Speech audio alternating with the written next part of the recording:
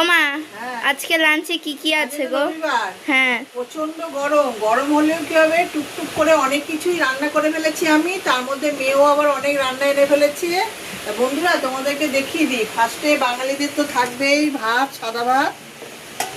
এটা করেছি পুতলি আর পেঁয়াজ দিয়ে কালো জিরে ফোড়ন দিয়ে পোস্ত। আর এইটা পটল ভাজা আর উচ্ছে আলু ভাজা।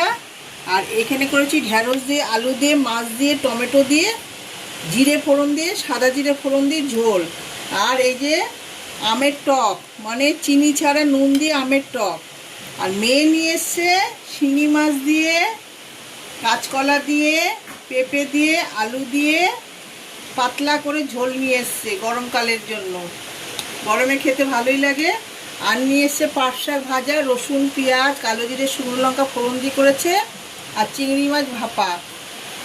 রবিবারে প্রচুর খাওয়া দাওয়ার আয়োজন হয়েছে। এই হচ্ছে আমাদের দুপুরের খাওয়া দাওয়া।